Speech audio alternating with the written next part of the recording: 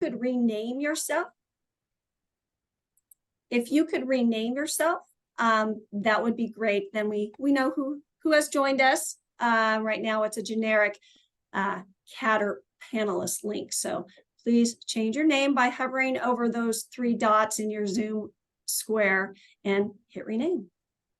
This is webinar and telephone only. There's no in-person meeting, so we thank you for joining us virtually.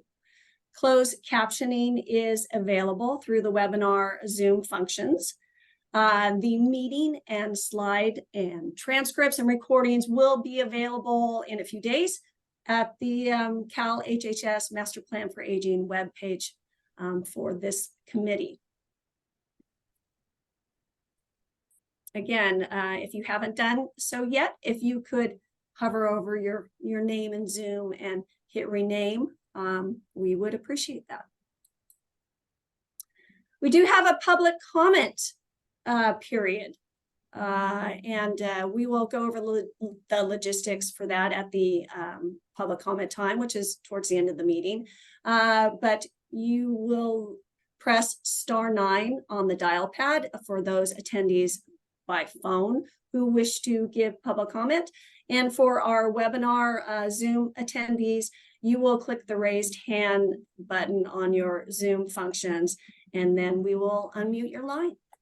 And you may always give public comment, input and feedback to the MPA by emailing us at engage@aging.ca.gov.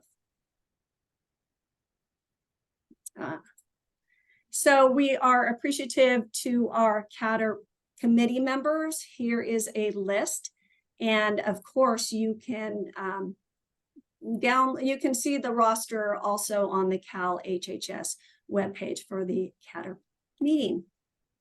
Thank you very much for your time and your talent. And today's meeting agenda, we do have a packed meeting, 2 hours long, lots of data to cover. We will have welcome and introductions from our California Department of Aging Director, Susan DeMorris, who will also give us an update on California 2030.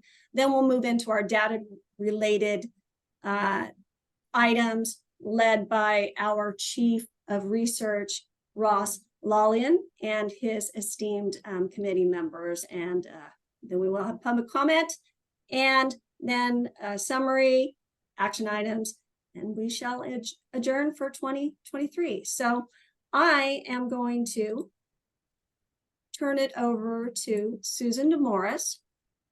And Susan, go ahead. Thank you.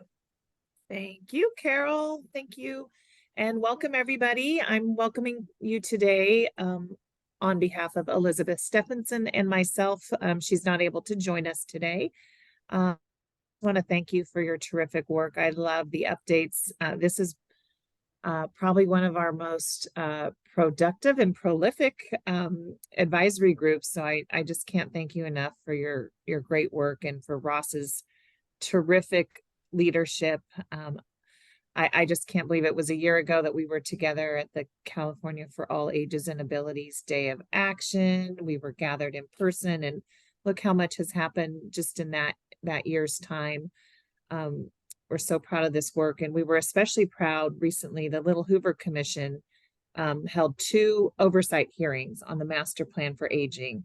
And if you had a little thought bubble in your head while you're sitting there testifying, it was CADRP.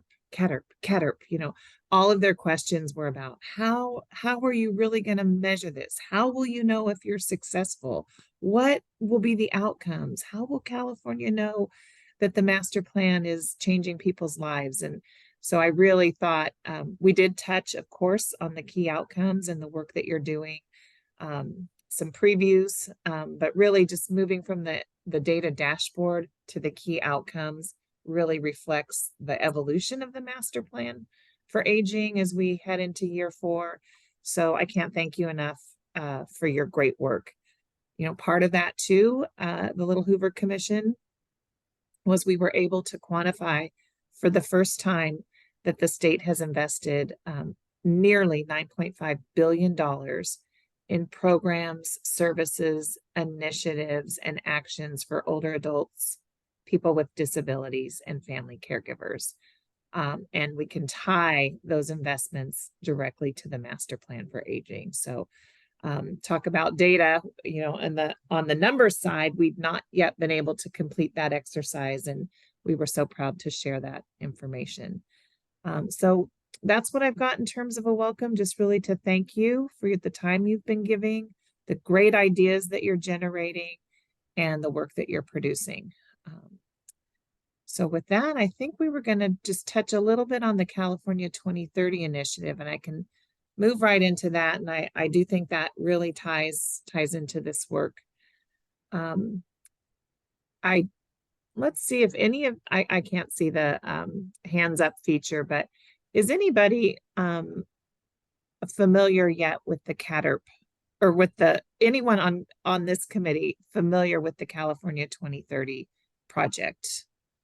I'm guessing not a lot of familiarity, which is why I wanted to just give you a high level overview today, because we're sitting at a critical juncture. And we can go ahead and move to the next slide, Carol. It was on the screen and it looked great. So we can move into the first slide.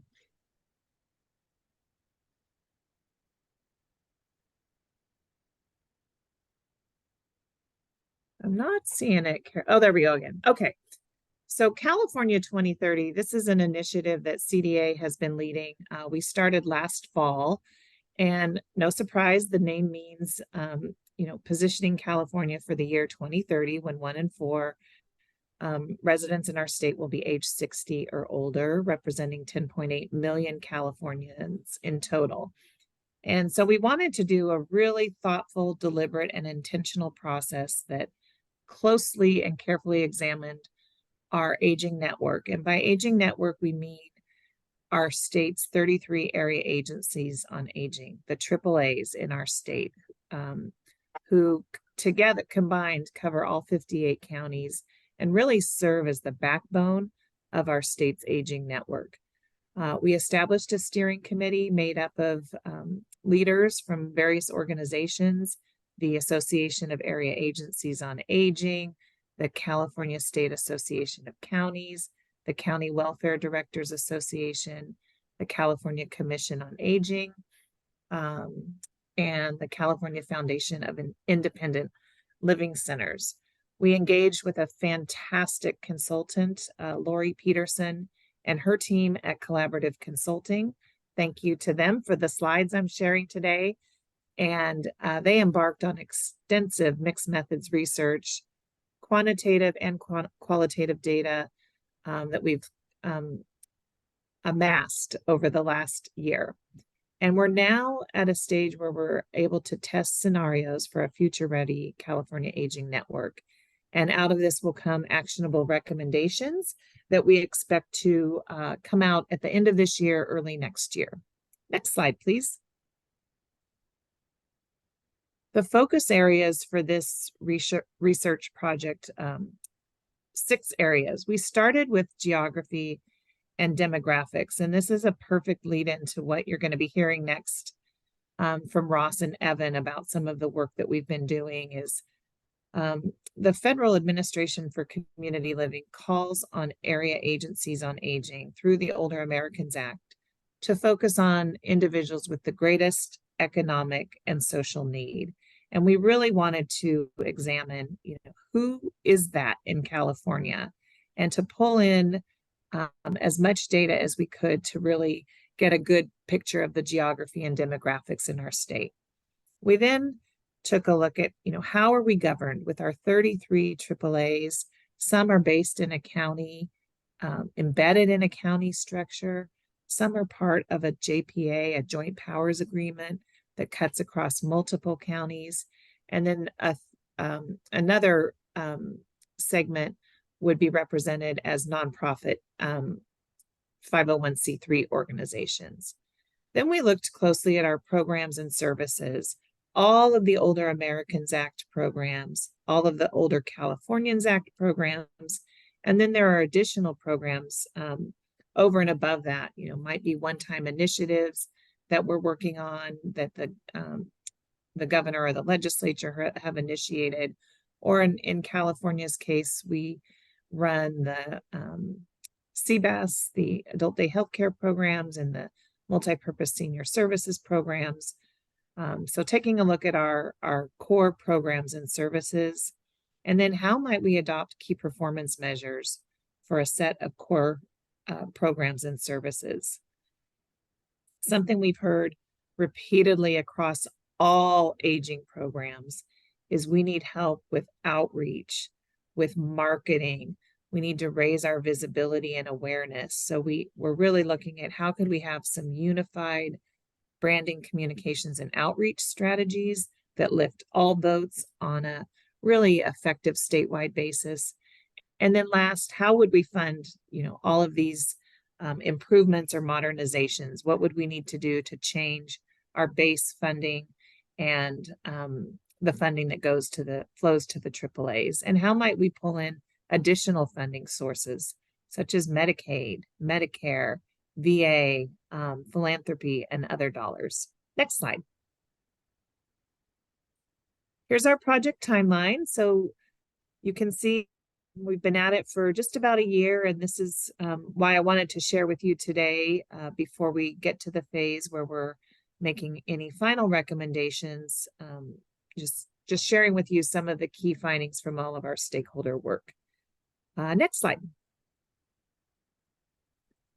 Very impressed by Collaborative Consulting's diligence in eliciting feedback, direct feedback from 253 stakeholder voices. What I'm especially proud of is they met with all 33 AAA directors and went even beyond that, and they've conferred with 129 AAA agency staff, as well as you can see from this slide, a whole host of perspectives, including local, state, federal, and even some international perspectives that are reflected in our stakeholder work. Next slide. This is the part when I saw these, when we got to this stage, I thought, I really want to share this with CADRP, because the trends that have been elevated are the exact trends that you're looking at and are informing our aging data dashboard and the key outcomes. No surprise, California is becoming older. Older adults are more diverse. Consumer desires and preferences are evolving.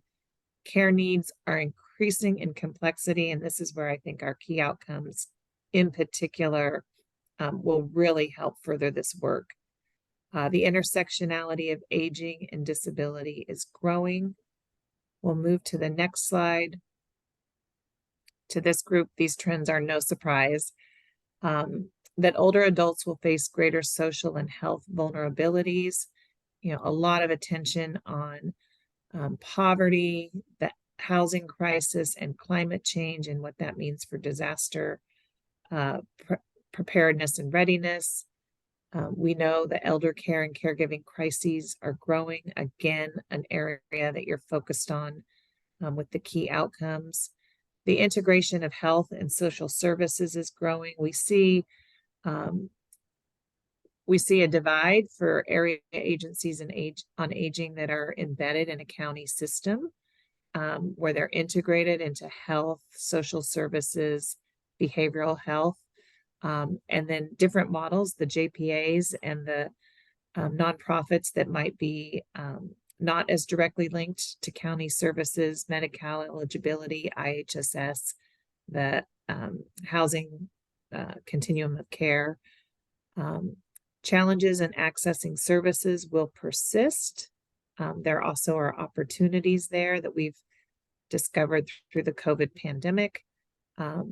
We know now there is strong interest and political will. We've seen that demonstrated time and time again by our governor and the legislature, and the opportunities for advanced technologies to help us or possibly hinder our work.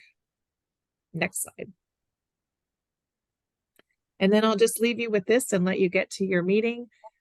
These are the traits of a future-ready California Aging Network. So through the extensive stakeholder engagement work, and also the expert guidance of our steering committee members, we really landed on these 8 traits that should define a future-ready aging network, and our solutions and recommendations will be anchored in these traits. So looking at these, I would say definitely strategic and action-oriented and performance-based and outcomes-driven, as well as integrated. Those are all areas where I see a lot of alignment with CADRP and the key outcomes work. So I see a big role for you starting next year, and we'll bring back to you our final recommendations, get your reactions to that. But I'll stop now. We can stop sharing the slides and take a question or two, and then let you move on to the rest of the agenda, which I'll stay for. But any questions about the California 2030 work?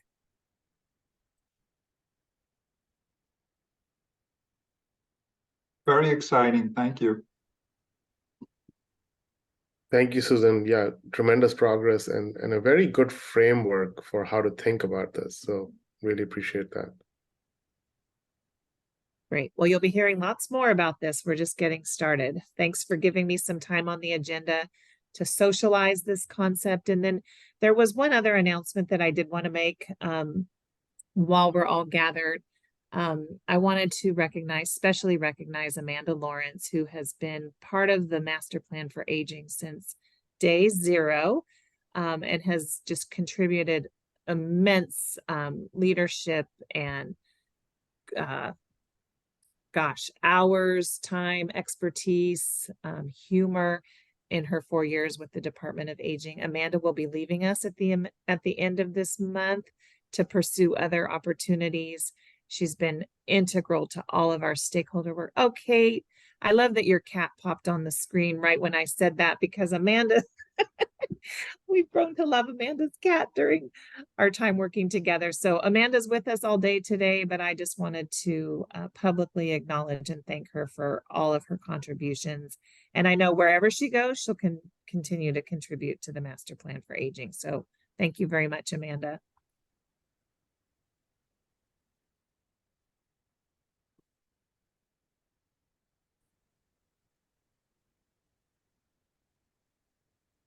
Thank you, Susan. Good morning, everyone. I'm Ross Lowley, and I'm the Chief of Research with CDII. And Carol, do you mind pulling up the other slides? I think we're going to get right into the MPA key outcome recommendations. Thank you. So our next agenda item is recommendations related to our MPA key outcome measures, and myself, Bella, and Zia will take turns presenting this agenda item. I'll start with some context setting on the purpose of this exercise and kind of the process to date, and then we'll share the workgroup recommendations. Probably the most important portion of this agenda item is a discussion after we're done with the slides. So as we're going through this material, please just keep in mind that we'll have plenty of time at the end to answer your questions and listen to any feedback that you may have. So you can go to the next slide, please, Carol.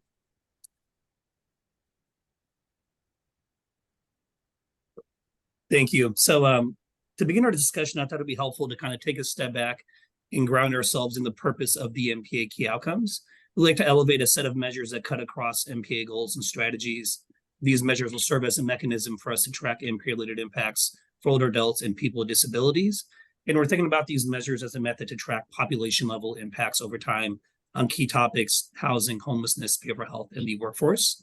And these measures also present an opportunity for collaboration across state departments and with groups like this fabulous research partnership.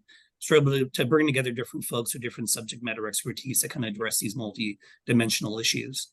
Then finally, a critical purpose of these MPA key outcomes is to serve as an input into policy making and program development. So as we track these measures and better understand kind of which way the dial is moving and how much progress we're making in these areas, we'll be better informed and have data to share with our stakeholders and data to help drive program and policy development.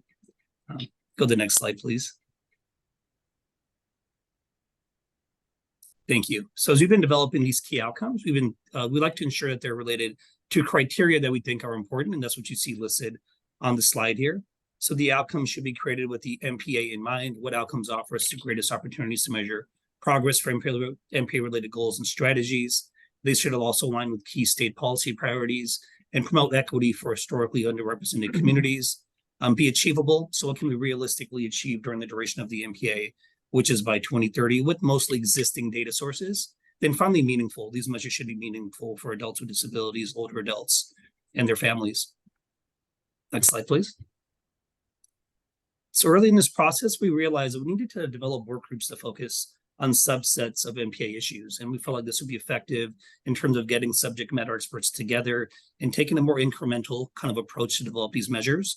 And so the charge of these groups were to partner with CDII to develop and provide feedback on potential outcome measures. And the dedication, the collaboration that these folks brought to the work groups are more than I could have ever asked for. So this is a special thank you to all the work group members for your work on this process to date. It's been a pleasure, and I look forward to the collaboration going forward on this. And so the work groups have met several times since our last meeting in May. And the process to arrive at these recommendations, starting with the brainstorming exercise. And I want to give a shout out to Terry Shaw, because Terry really took the lead on developing draft measures for the work groups to react to. So we started with many potential outcome measures and kind of narrowed them down to what we thought was most impactful and most feasible. And our work group members volunteered to lead and explore different draft measures, data sources, research gaps, data gaps, etc. And as we met, we reported out on our findings, and as a team essentially refined these measures to what we think we could achieve, what we think is meaningful, will promote equity and align with state policy priorities, kind of going back to that previous slide. And so these are the recommendations that we'll present today. It's been a very collaborative process, but I think that type of teamwork has really led to strong recommendations that we're excited and proud to share today. Go to the next slide, please, Carol. Thank you. So this is a text-heavy slide, but I want to keep it in because it summarizes all of our recommendations, and we'll post these slides online, so it might be a helpful kind of summary slide in the future. So we have 6 outcome recommendations to present today, 2 from each work group. The first one is related to homelessness, and we know how important this issue is and how big of a priority it is for everyone, right? And reducing homelessness for older adults is our first recommendation. Our primary driver for homelessness is housing or lack thereof. And so the next outcome measure is reducing the housing cost burdens faced by older adults and people with disabilities. And so those first 2 recommendations are from the housing, homelessness, and transportation work group. The next 2 recommendations come from our behavioral health work group. And the first one is reducing self-reported psychological distress among older adults and people with disabilities, and also increasing the proportion of older adults and adults with disabilities that receive needed behavioral health services. And then our last 2 come from our workforce work group. And those recommendations are reducing the burdens faced by family and friends caregivers, and also reducing turnover rates among the direct care workforce. We also discussed the need to ensure that equity is kind of at the center of these measures. And so we want to have a consistent kind of wish list of demographic factors that will track as much as we can based on data limitations, of course, but a consistent set of demographics for all these measures. And MPA Initiative 106 prescribes priority demographic factors to track. So we thought it made sense to leverage Initiative 106 for this exercise. We also want to identify at least one equity gap for each measure, and then develop a target for that respective equity goal. And the equity-related presentation that Evan Wallace and I will present next, I think, will help us understand how we approach the development of these equity goals. So that's going to be timely. And I think at this point, I'm going to hand over to Bella, who has led the housing, homelessness, and transportation work group. And Bella will provide more detail on our first 2 recommended outcome measures. So take it away, Bella. Thank you. So if we can go to the next slide. Do you want me to share? Okay, perfect. So one of the first measures that we've looked at is an increase in requests for housing and homelessness services.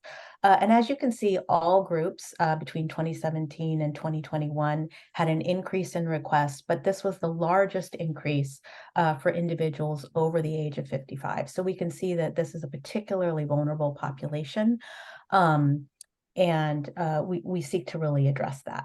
Next slide, please.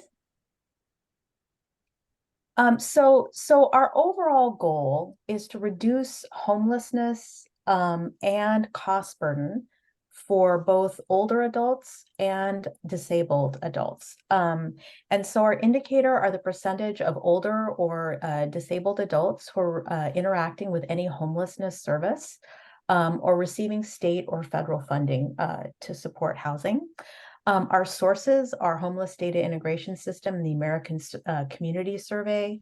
And then, early next year or starting next year, we're hoping to add to these data sources as HCI and other California data become more available.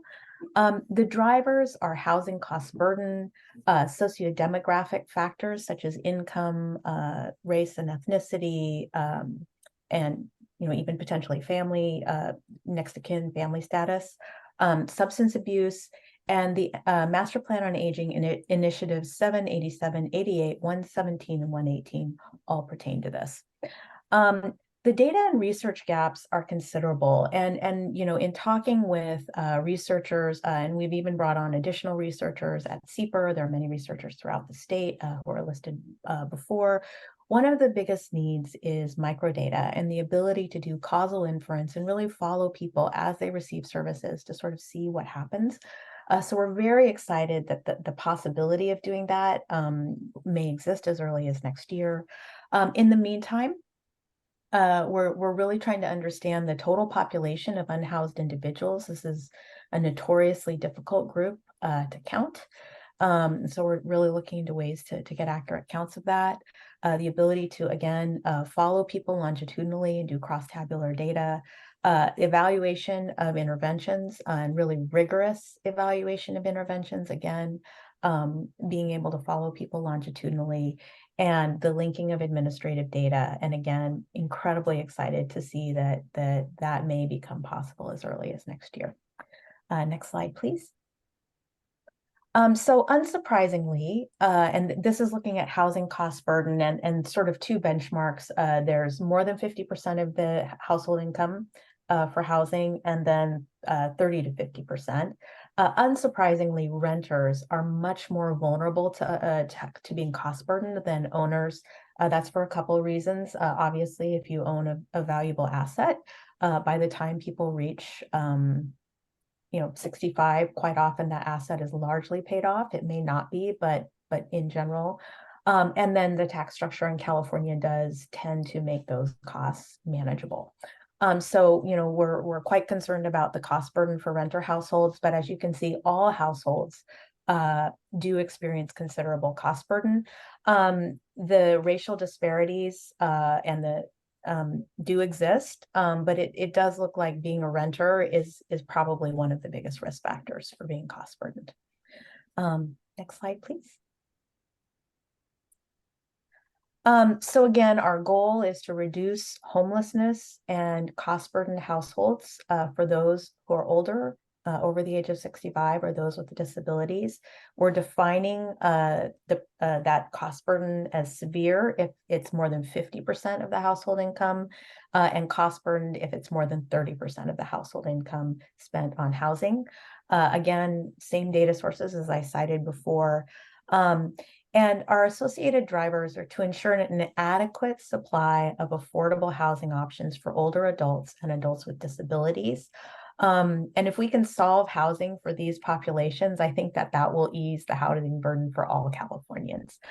This is related to Master Plan, almost all the Master Plan initiatives, 1 through 9, with the exceptions of 7 and 4. And for, as I said before, our biggest challenge is accessing the kinds of data that we need to do these longitudinal analyses. And again, it looks like there's a solution on the horizon. So we're very excited about that. Next slide. That's it. Thank you. Thank you, Bella. I think you're on mute, Zia. Can you hear me now, Ross? Yep, we can hear you. Thank you so much. And thank you, Bella, for setting the stage and walking us through the first area, which is housing. Similar to housing, we are also looking at behavioral health and the key outcomes and drivers. And the slides will walk us through some of the understanding and baseline data that we as a committee have unearthed and discussed. I do want to give a big shout out to everybody on the call who participated in this work in helping us both identify like the 2 top priority areas, but also the types of data that can help inform those areas. But if you look at the self-perceived psychological distress, which is a pretty universal measure used in multiple settings and multiple surveys, as a barometer or indicator of your overall psychological health in a population. And this is a population or person-centered measure. We already start seeing that while the overall number is around 4%, there are significant disparities amongst populations. Populations that have reported disability status have much higher rates. You can see almost 10-fold higher rates for reporting psychological distress. Folks who have some functional impairments as measured by inability to do errands, again, report 4 times higher psychological distress. Similarly for disability status with dressing. And then if you look at a combination of difficulties that they have as an index, you can clearly see that the numbers are going up as you have difficulties. So clearly, as we do this work around psychological distress, we want to make sure that we try to capture the other sort of cofactors or variables that go with this and measure those, because that'll then help us identify those solutions that can reduce disparities and promote equity. This data, by the way, is from the California Health Interview Survey, which is a great resource. Next slide. And as we looked at this measure, we really leaned in heavy onto the California Interview Survey and the tools that it provides. And if you look at the indicators that we can draw from that data, we can look at self-reported psychological health measures for serious and moderate distress. We can also break those down by adults for disability, with functional impairment. We can break it down by race, age, ethnicity, and so forth. So it's a very powerful tool. We have data going back to multiple years that helps us establish a baseline. In terms of associated drivers, we all know that behavioral health is going to be a key priority area for the Master Plan for Aging and for the state as a whole. And there are already at least 4 initiatives that we have identified that directly impact psychological health. But of course, initiatives that are promoting better overall healthcare or even housing have an impact on psychological health, as we know that this is an intertwined condition. In terms of gaps, I think while the California Health Survey provides us with great information on measuring the population level reports for psychological distress, I think the committee would like us, and we discussed this, like we need to dig a little deeper. So we need to understand the relationships between different factors. So self-reported health with psychological distress, loneliness with psychological distress, access to healthcare services, and how does that play a role, and then social determinants of health. So I think those are some of the data gaps that we hope to address in some of the research that we are planning to conduct over the next 12 months. Next slide, please. The second measure, so we talked about a population report measure, which is important, a person-centered measure, but we also recognize that there's tremendous opportunity to improve access to care, and access to care is critical across the continuum. Different types of services we know are available, all the way from things that are like friendship lines and wellness programs, to clinical interventions, to inpatient and serious illness interventions. But as a broad measure, if you look at the prevalence of different sort of strata of people with mental illness and what kind of access they have, we see that there are differences, of course, across the types of illnesses, but we also see that there's an opportunity to improve this number. And moving forward, if you can go to the next slide, we want to be able to track specifically the percentage of older adults who did not receive treatment, percentage of older adults who report an unmet need, percentage of older adults with disabilities who did not receive treatment, and those that had an unmet need. And then, of course, we can also start to break those down by equity measures and demographics. Currently, the data sources that we are looking at, data from SAMHSA, which includes data by age and general health status, but not disability.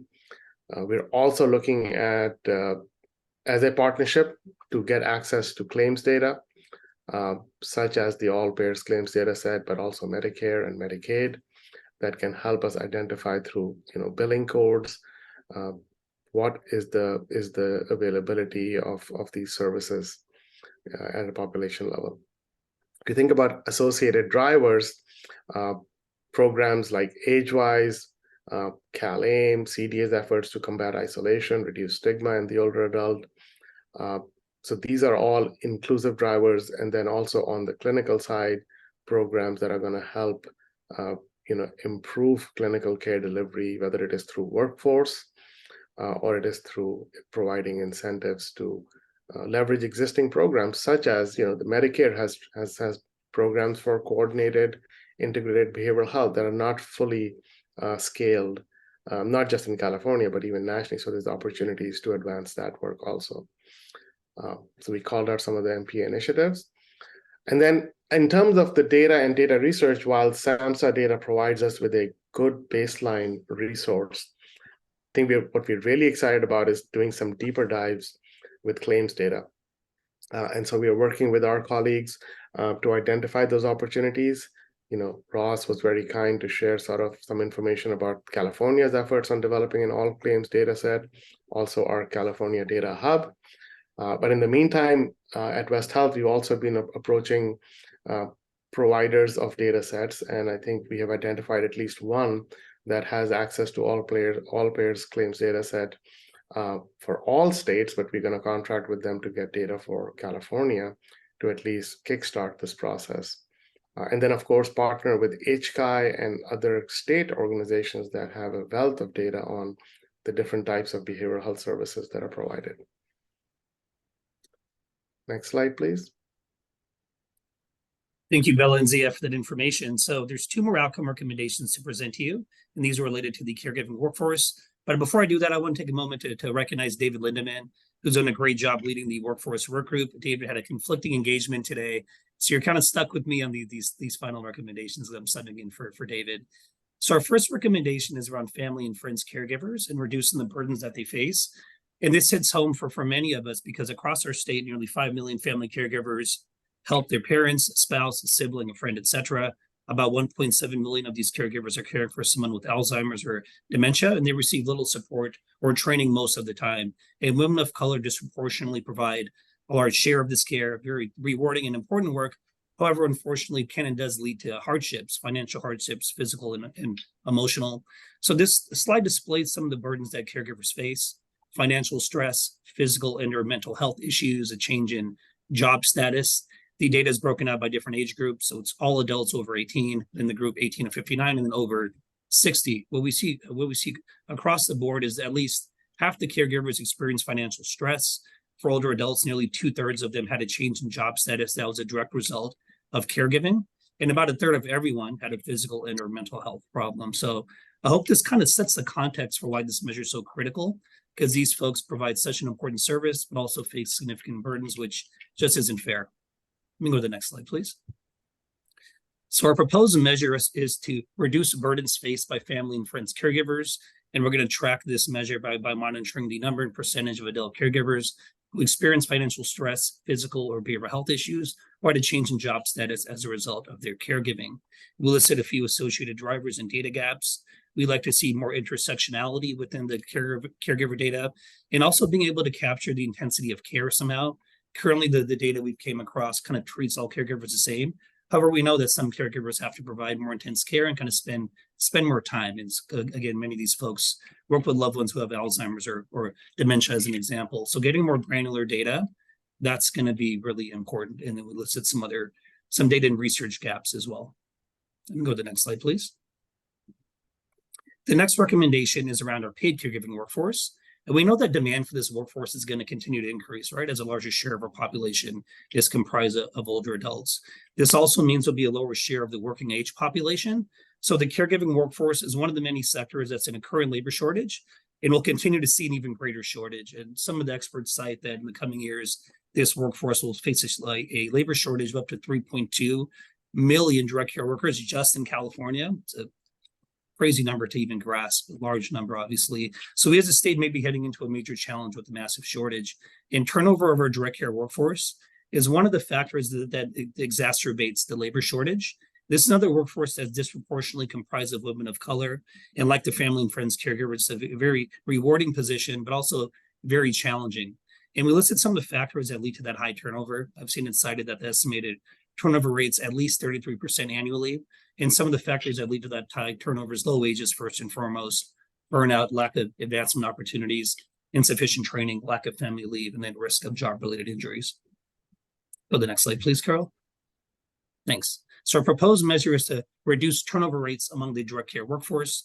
And we're going to work with the workforce work group to develop a caregiver to older adult ratio. And we're proposing to use that ratio as an indicator for this measure. We're also going to work with several state partners to use public data and probably ask for a custom cut of data as well. We listed some of the associated drivers, compensation, again, being at the forefront of this issue. We think it's also important for us to understand job satisfaction and career aspirations, because our folks generally using this position as something to kind of build off of and advance their careers. If so, that's okay, obviously, but that'll help us kind of readjust maybe how we view this issue and possibly focus more on getting folks into that pipeline and into the direct care workforce, with the understanding that many of these folks will want to advance their career. You can go to the next slide, please. Before we open up for discussion, I just wanted to touch on next steps for this process. So we're hoping to receive buy-in from you all, CADRP, today after we receive your feedback. Then I'll be scheduling reoccurring meetings with the work groups, maybe every 6 weeks or so. So please let us know if you or possibly your colleagues are interested in joining one of the work groups. We're adding a housing subject matter expert from the state to our housing work group.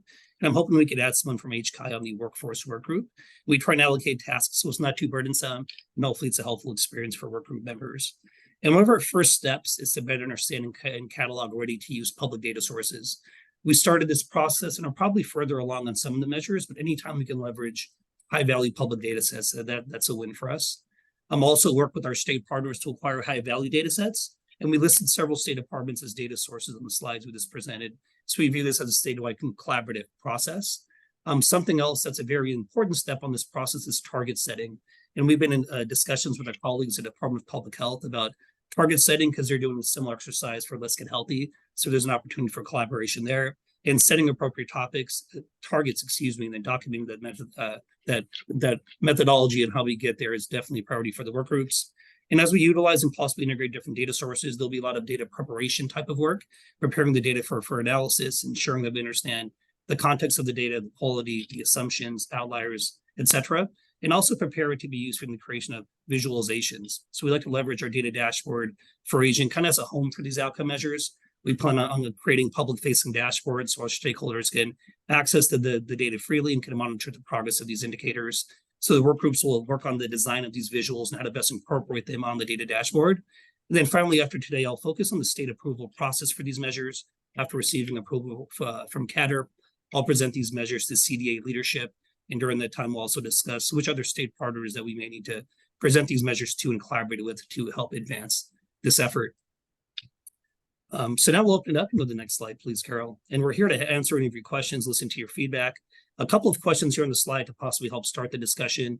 Can you think of any modifications to any of the proposed measures, additional data sources to inform these work streams? Always open to that. And if you're interested in joining a work group, again, just please let me know. So with that, we'll open it up. And I see that Sarah has her hand raised. So go ahead, Sarah.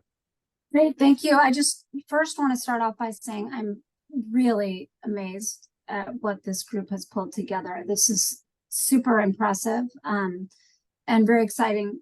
It feels like it's very doable with how you've been able to frame it. But my question was about kind of looking at the housing indicators and then looking at the behavioral health indicators. I noticed, Zia, in your presentation, I really like how you're approaching it both from the kind of population focus of reporting severe psychological distress, but then also looking at access to care and services.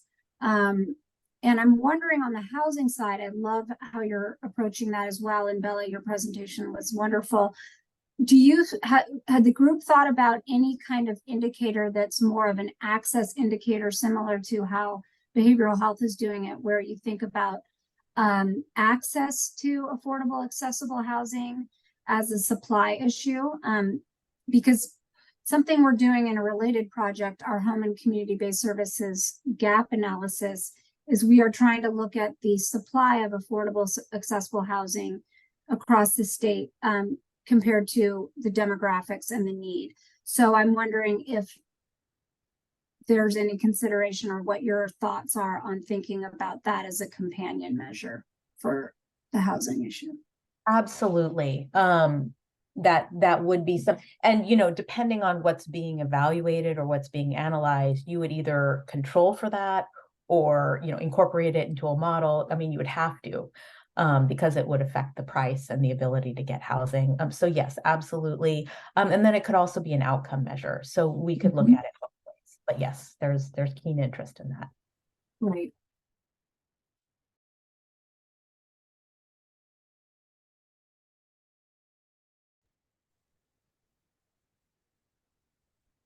Any other questions or comments?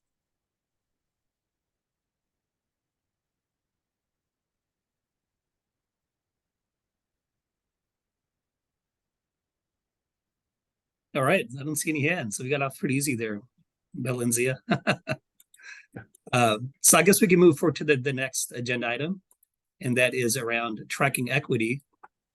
So we want to present to you today on how we can develop a consistent framework and methodology to track equity across MPA-related work streams, including the key outcomes work that we just discussed. Evan Wallace is a researcher on my team. We're going to tag team this presentation, and we'll have plenty of time for Q&A after the slides. And also we'll be asking for a volunteer or two to help us kind of flesh out and further develop an equity index concept that Evan will describe. So just keep that in mind as we go through these slides. Let me go to the next slide, please. So we'll start the presentation by going over what types of demographic data that we currently collect and we make those data available. And then we'll discuss opportunities to kind of build upon our current state of equity data collection. We'll then introduce our proposed MPA equity data framework. And Evan will describe how we're designing the framework in hopes that these data are user-friendly and will help drive policy and program decision-making. Go to the next slide, please. So we currently do collect it and make available informative demographic data. And our primary public-facing tool for basically all things MPA data is our data dashboard for aging, or the DDA. And we'll be referencing the DDA several times throughout the presentation because that's a primary platform for us to implement this framework that we'll describe today. And it's going to be the platform where we'll invite our colleagues and stakeholders to access equity data. And as I mentioned, we'll also house our key outcome dashboards and visuals on the DDA. So in this slide, you see a screenshot of a visual from the DDA. And the DDA houses data on all the goals and strategies of the MPA. So there's quite a bit of data on there. We include different data sources and create different visualizations that are relevant to each MPA strategy.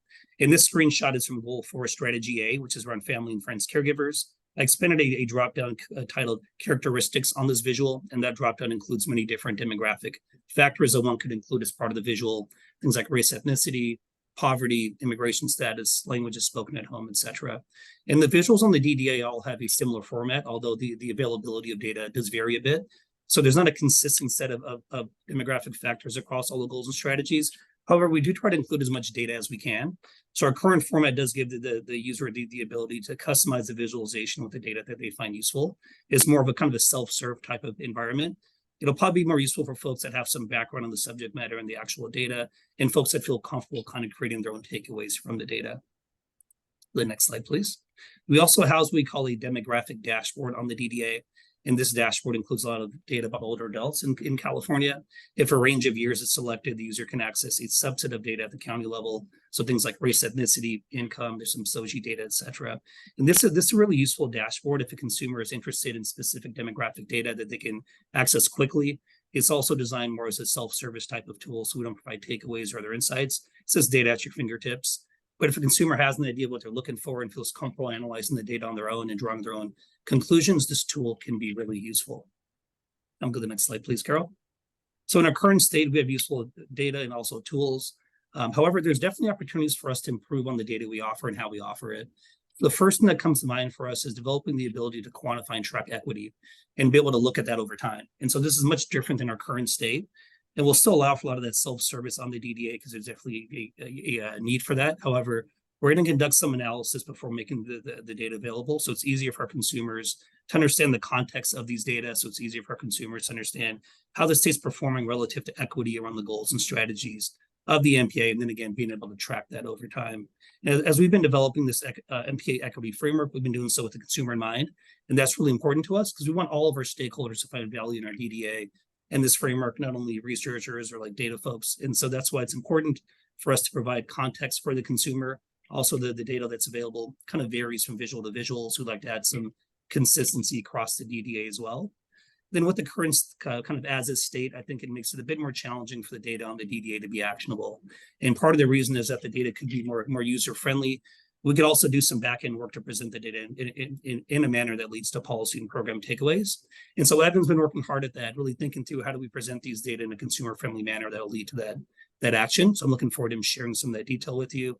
Then finally, as I mentioned, we'd like to have more consistency across not only the DDA, but other MPA work streams as well, including our key outcomes work. So moving towards this framework will allow us to be consistent in what types of data we'd like to collect and how we quantify equity. And then Evan will speak to the benefits of standardizing these data, but that's a game changer for us in terms of how we can use these data. So we'll be able to make comparisons across MPA goals and strategies. The data will be normalized so we can compare how the state's performing from an equity perspective on things like housing supply or housing access versus behavioral health accessibility.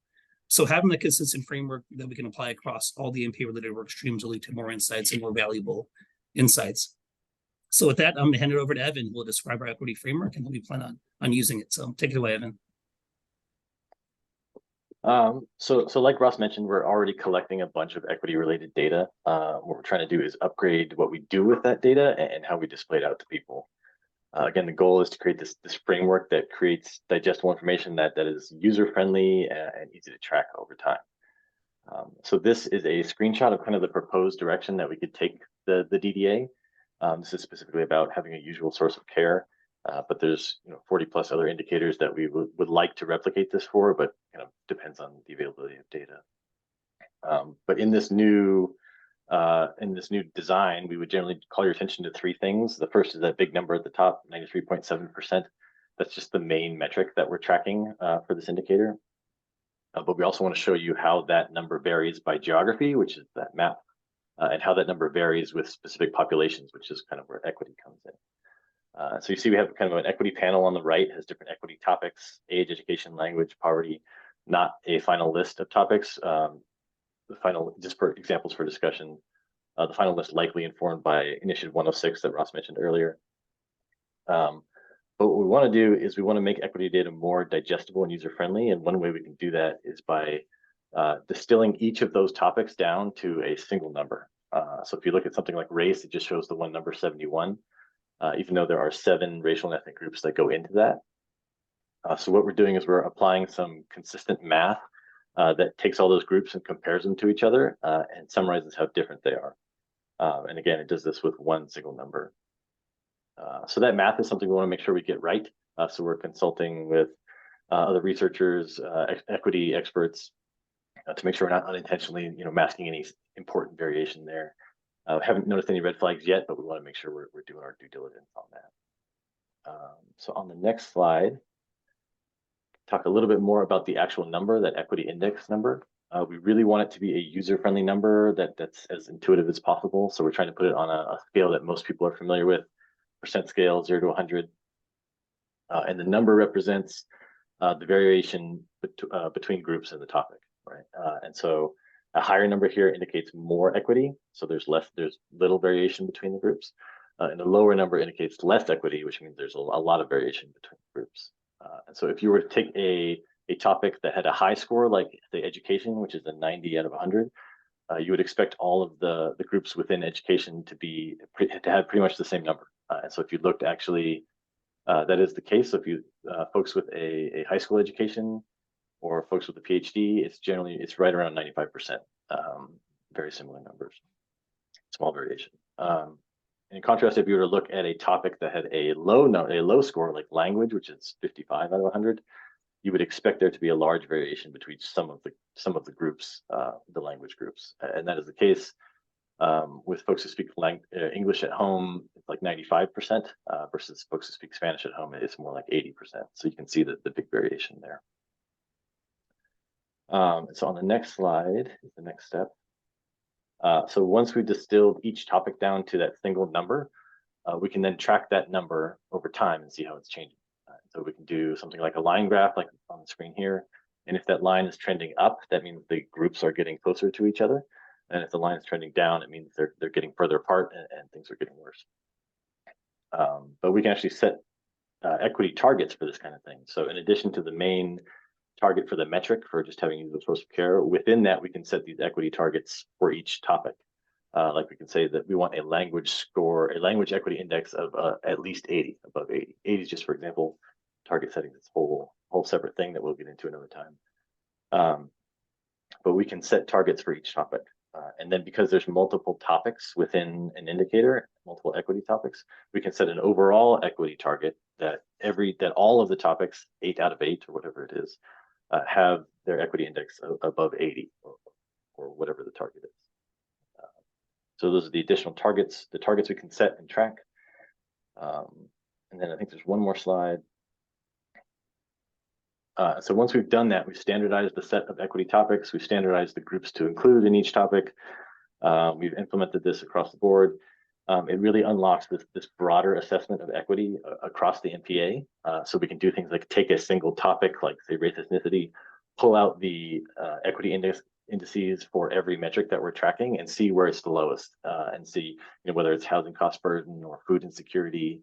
Try to identify, maybe there's a pattern there, but we'll have all that data standardized, and so we can do that kind of analysis.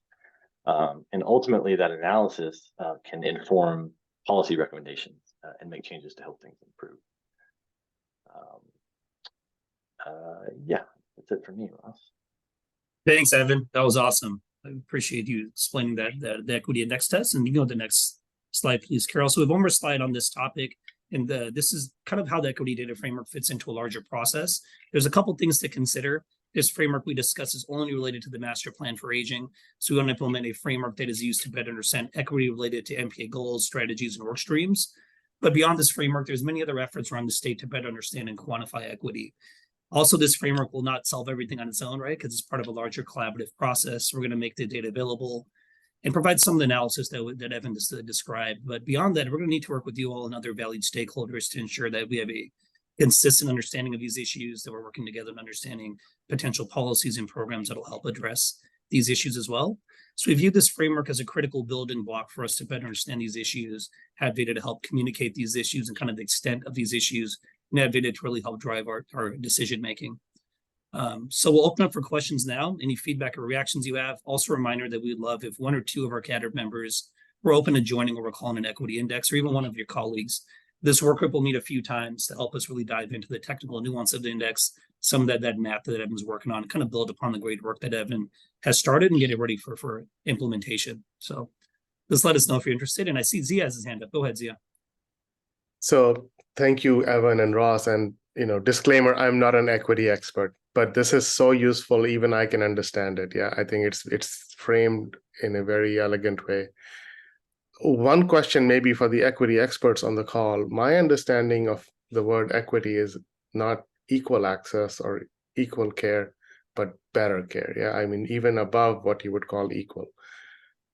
How does that play into this in the way we describe this language? And I'm going to stop there because I don't know too much about this. But when we say equitable, does it mean equal? Or the way I've heard the word equity used in the past is that you actually need to provide more resources, more attention to level the playing field. That's a great question, Zia. And I could start if anyone else wants to chime in, please let me know. So that's the way I understand equity as well. It's going beyond things being equal, because you have to provide more resources, right, to some populations that have been underserved historically. But I think that what we just described is this one way to kind of view equity. And it's kind of on the back end, I guess. It's not the solutions. Hopefully it'll help give folks to think about what solutions that we can come up with. And when we see those gaps in equity, that's a really good question. I'm not sure if I have a perfect answer for you, Zia, but that's a really good point. And thank you for that. Maybe when we set targets, the target should be above 100. It should be like our index should go above 100 to be equitable. Right. It can vary based on different groups too, right? Like historically underserved groups, we could have a different target. Really good point.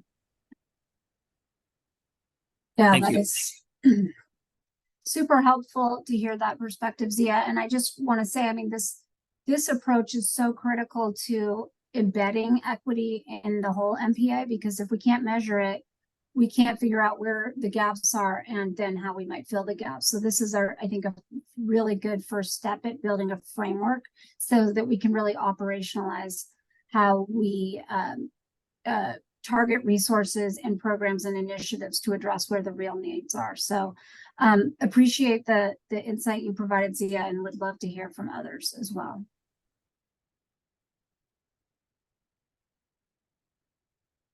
Go ahead, Heather.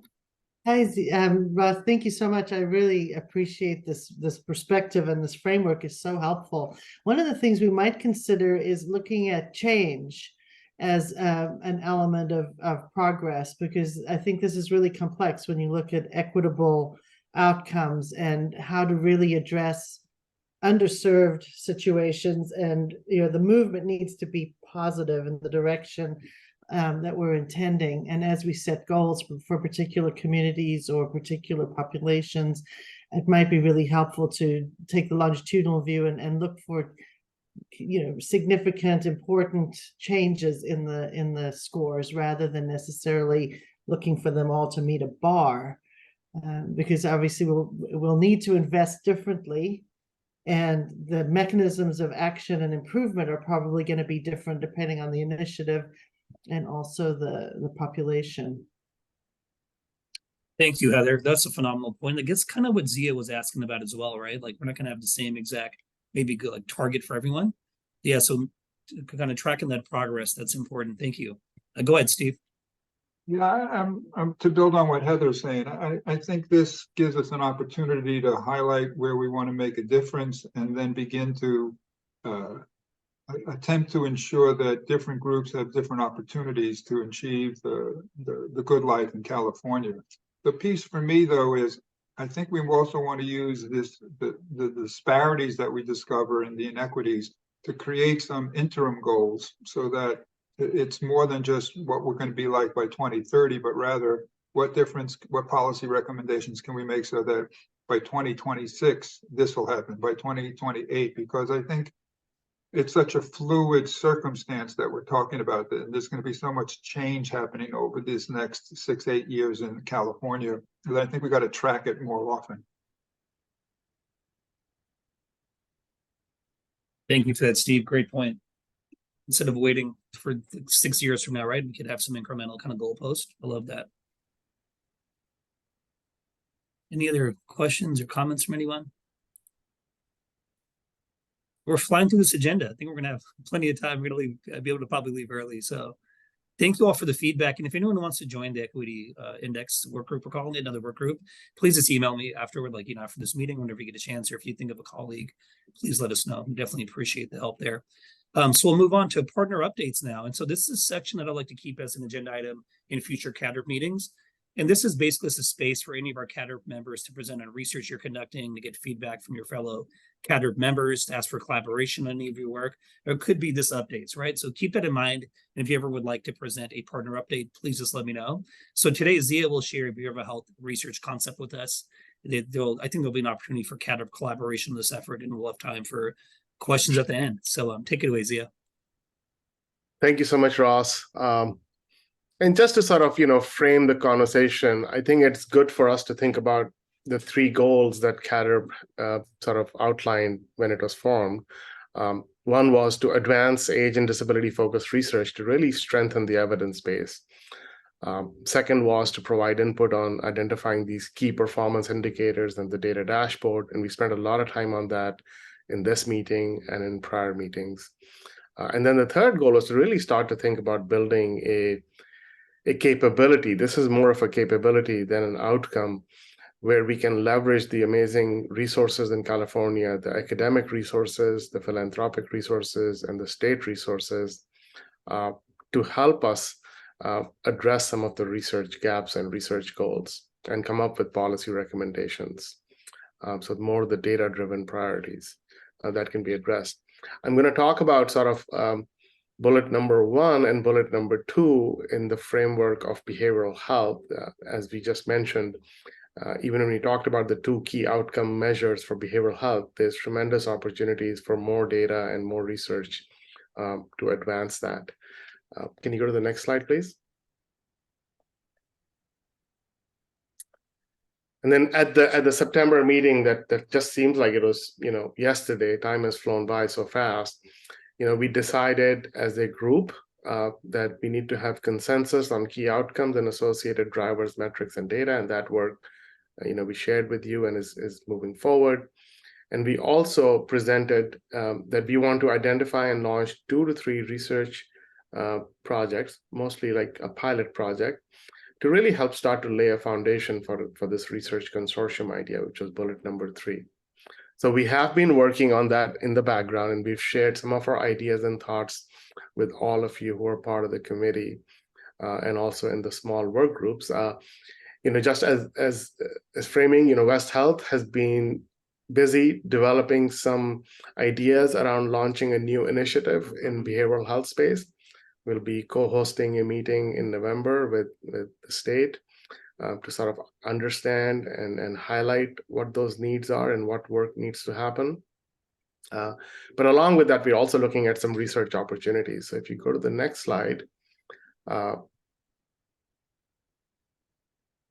2 areas that we are thinking about, and also we have sort of discussed this with our colleagues at the state and with some of you, is sort of the 2 sort of spectrums of the population-based measures, and then more sort of the access-based measures. And to address these research gaps, you probably need both a qualitative and a quantitative exploration on these topics. The other goal of this opportunity, the way I think of it, is that by doing this, we are also identifying some of the key components of what a public-private research collaboration or consortium will look like.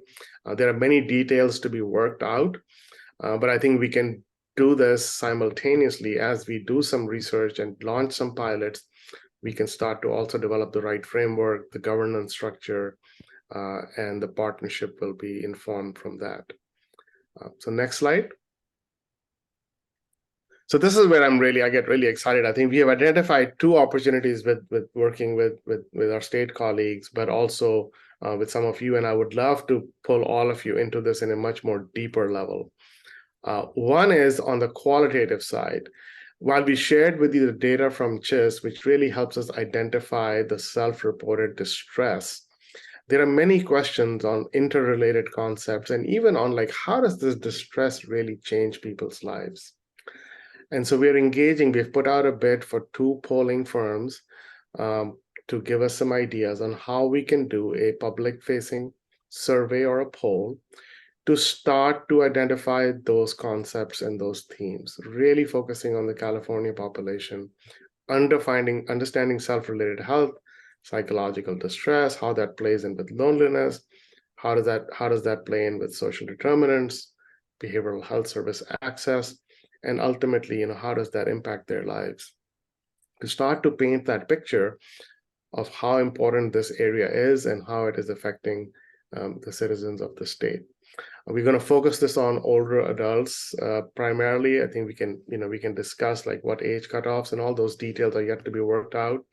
And we're thinking doing a sampling frame of around 1,500 to 2,000 respondents, probably around the bid we're trying to get is for 30 question items. As you all know, the more questions we ask, the more dollars are needed.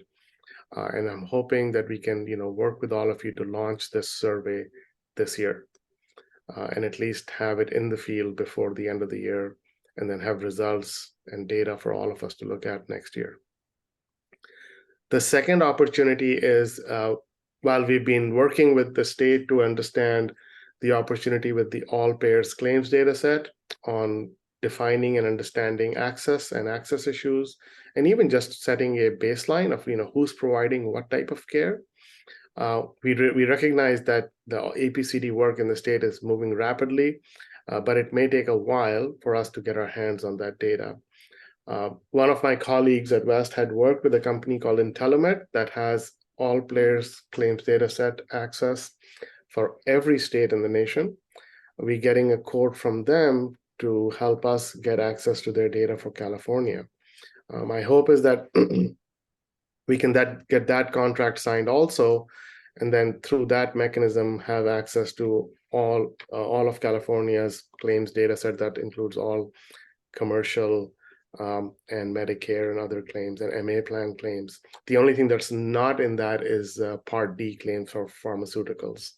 But it's a very rich data set that we hope to then make available to our partners and work with all of you to sort of identify the type of research we should do with that to address some of the burning questions. I think both of these will help us not only in identifying research opportunities and gaps for behavioral health, but really will help set a framework for us to advance this partnership and look at other opportunities to address housing, to address caregiving, and other key outcome measures. So I'll stop there. I think that's all I have right now to share, but would love both support and guidance from all of you in sort of helping shape this work. Daisy, I have a quick follow-up question. So how could folks get involved if they want to get involved and help kind of shape the outline of this project or just help after their subject matter expertise? Please reach out to me. And I will be reaching out to you. I know we have a small group meeting with the behavioral health team.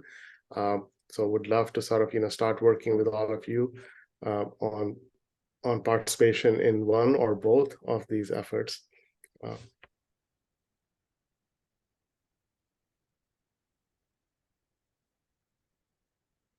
What, Steve? Anything in the chat? Yeah, Zia, I'm very interested in the survey, but in terms of the supplemental data analysis, I think claims data is a good point in time, but I wonder if we can begin to see if their claims data set also gets at not only access, how long it took, wait lists, what was the outcomes of the care. There's often, that's as important as who claimed it. And so I'd like to see the success of the behavioral health with older adults as well. I couldn't agree more, Steve. So when we got the presentation from this IntelliMed group, they do have some capabilities along those lines. So for instance, they have the ability to create cohorts and track them over time. So you can imagine, and the use case they used was not behavioral health. They had a use case of like somebody had a stroke and was in a hospital.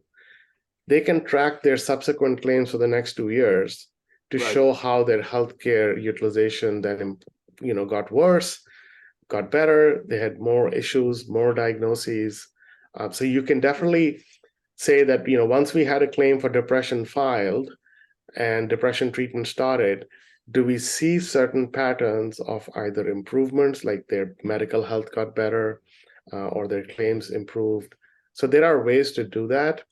But there are definitely deficiencies in a purely claims data set when it comes to understanding the true impact. Yeah, and I think that's where the survey and qualitative data gives us insights on, like, these are not just medical diagnoses, these are people's lives, and how do they affect them.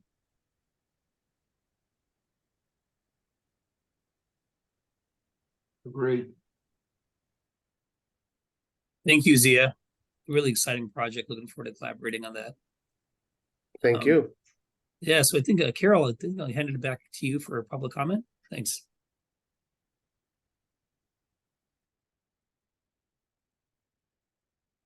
Hello, everyone. We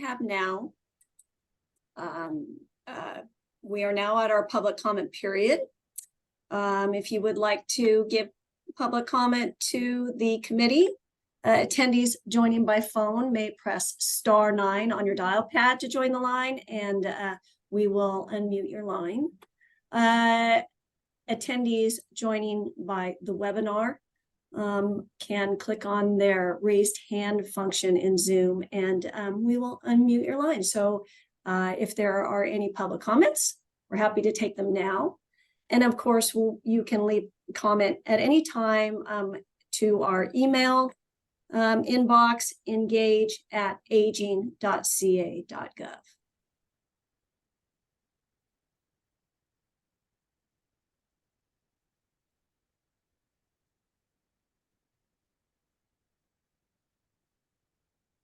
So just to repeat, if you're joining by phone, *9, and that will indicate that you wish to speak, and we'll unmute your line.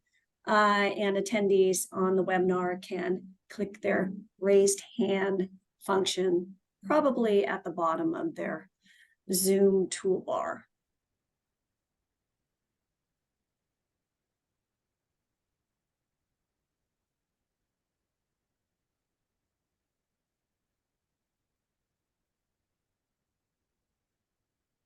So Ross, we don't seem to have any public comments today. So Okay. unless you think otherwise, I think we can move ahead. Sure. Yeah, no, this is an efficient group. We're flying through this agenda. Very So much I'm gonna, so. yeah, so Ross, it's the word R. Whenever you put research in any meeting, people drop off like flies. I gotta keep that in mind, Z. I'll call it something else next time, something a little more fun. So for next steps, I kind of laid out the key outcomes work group. Next steps, there's quite a bit there. I'll set up reoccurring meetings for us. And then Ezra and I will continue to work on the equity data framework. And we have some folks that are going to join our equity index work groups. We'll further flesh that out. And then our next meeting's in January. Could you just move forward one slide, please, Carol? And I'm excited about the January meeting because it's going to be about data. And so I hope to see you all there. So Mike Valley, who's a Chief Information Officer with the Department of Healthcare Access and Information, or HCI, will join us to discuss the Health Payments Data Program, aka the All Payer Claims Database for the state. So we'll provide a status update and provide information on how we could access the data. And I think that's gonna be really good timing because from what I've heard, HCI is gonna stand up a public data request kind of platform in the first quarter of next calendar year. So it's gonna be great timing. And then I'm hoping someone from the Center for Data Insights and Innovation can join us to provide an update on the agency data hub.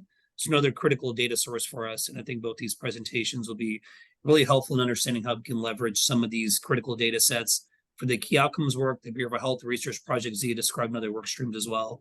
And then we'll have a progress update on the key outcomes work, and maybe we'll have an update on the exciting Bureau of Health project that Zia described. If you have any thoughts for the partner updates, please, of course, just let me know. So I think that's the last slide. We got through everything in about 80 minutes. So you guys are great and efficient. So thank you so much for joining today. Have a great Friday, a great weekend. And thank you all for the collaboration. Take care. Bye.